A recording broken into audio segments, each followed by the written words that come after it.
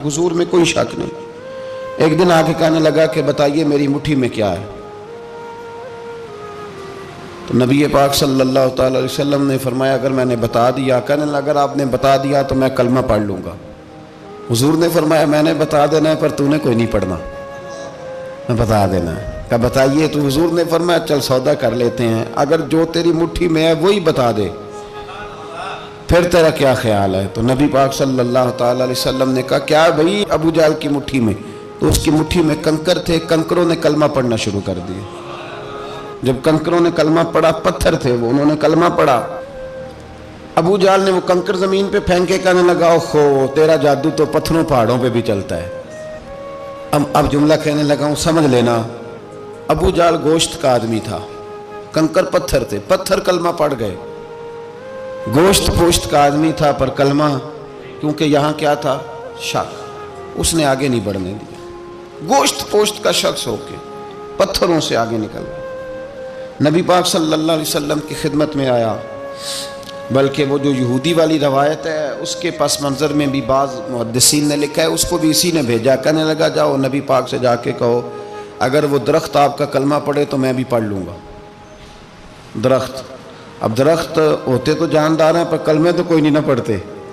दरख्त से भी तो इंसानों से कलमा पढ़ने की बात, अगर दरख्त पढ़े तो मैं पढ़ लूँगा। नबी पाक सल्लल्लाहु अलैहि वसल्लम दूर बैठे थे, दरख्त दूर था। और इमाम सुयूती अलैहिर्रहमा ने लिखा है दरख्त भी कीकर का था। नबी पाक सल्लल्लाहु अलैहि वसल्लम ने फरमाया उस यहूदी से कि तू जाके दरख्त को कह कि तुझे नबी पाक बुलाते हैं। फरमाया मैं गया तो फिर तुमने कहना जादू करके बुलाया है। एहतियात भी की, हर चीज़ आंखों के सामने रखी, तू जाके कह के तुझे बुलाते हैं। वो बंदा गया, जाके कहने लगा, और इमाम सयूती ने इसको लिखा है, कहने लगे उसने नबी पाक का नाम भी नहीं लिया, क्योंकि अबू जाल एंड कंपनी को पता था कि मुस्तफ़ा के नाम में भी बड़ी बरकत। खाली नाम भी नहीं लिया, कहने लगा दरख्त वो जो सामने बैठे हैं ना वो तुझे बुला रहे।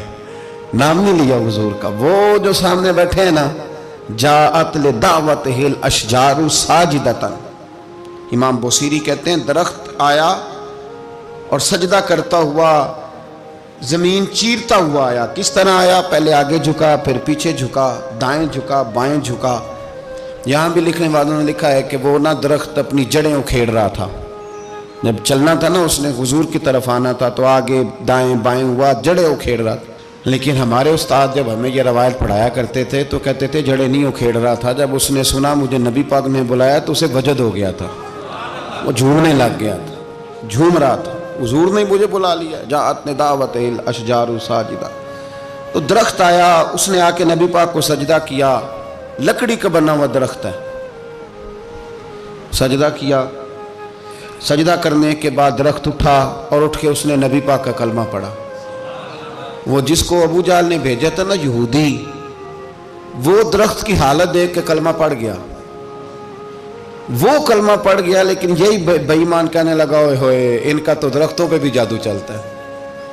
ला रैब फी, शक कुरान पाक में, लेकिन अगर बंदे के दिमाग में हो उसका इलाज है कोई, इधर ही शक बैठ जाए। भाई सादी मिसाल देता हूँ कि सामने दीवार साफ हो लेकिन गर्द अगर आईने पे पड़ी हो, दीवार साफ करनी चाहिए कि ऐनक का शीशा साफ करना चाहिए? सारी ज़िंदगी लोग दीवार साफ करते गुजार देते, सारी ज़िंदगी तराश खराश करते गुजार, अपनी मर्ज़ी की पेंटिंग करते गुजार देते हैं, पर अपनी आँख की पुतली साफ नहीं करते। आँख की पुतली साफ नहीं करते। किसी ने हज़रत रूमी से कहा था हुजूर दुनिया में कोई अच्छा मिलता नहीं, फरमाने लगे थोड़ा रोना शुरू कर ताकि तेरी पुतलियाँ वुज़ू कर लें, वुज़ू कर लें। वो उन्हें पता चल जाए कि कितने साफ़ सुथरे लोग दुनिया में पाए जाते हैं। तो भाई शक, अबू जाल फिर आ गया, कहने लगा अगर आप चांद के 2 टुकड़े कर दें तो मैं कलमा पढ़ने को तैयार हूँ। अच्छा यहाँ भी बड़ी मज़े की बात है, अल्लाह ने पहले कह दिया नबी पाक को कि इन्नल्लज़ीना कफ़रू सवाउन अलैहिम आ अनज़रतहुम अम लम तुनज़िरहुम ला युमिनून। महबूब ये जिनकी किस्मत में कुफर है ना, आप इन्हें डराएं चाहे ना डराएं, ये ईमान नहीं लाएंगे। कंकरों ने भी कलमा पढ़ लिया, दरख्तों ने भी पढ़ लिया, सारा कुछ हो गया, और अल्लाह ने भी कह दिया कि महबूब इस बेईमान ने कलमा नहीं पढ़ना। पर हुजूर ने फरमाया ये पढ़े ना पढ़े हमने मैदान नहीं छोड़ना। जितनी दफ़ा आएगा ना ہم اسے ضرور معجزہ دکھائیں جتنی دفعہ ہے. ہم کیوں میدان چھوڑ. آگے کہنے لگا جی اگر چاند کے 2 ٹکڑے کر دیں تو اقتربت الساعۃ وانشق القمر. تو نبی پاک صلی اللہ علیہ وسلم نے انگلی کا اشارہ کیا. چاند 2 حصوں میں بٹا.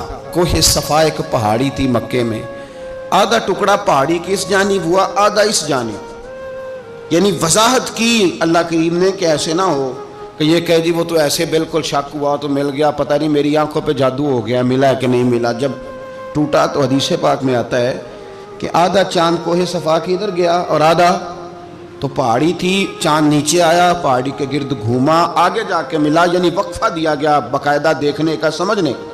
پوری دنیا میں جتنے لوگ اس وقت چاند دیکھ رہے تھے, ہندوستان تک روایتوں میں ملتا ہے کہ لوگوں نے گواہی دی کہ ہم نے چاند ٹوٹتے دیکھا ہے. زمانہ مان گیا, لوگوں کی چیخیں نکل گئیں, لوگ قدموں میں گر گئے.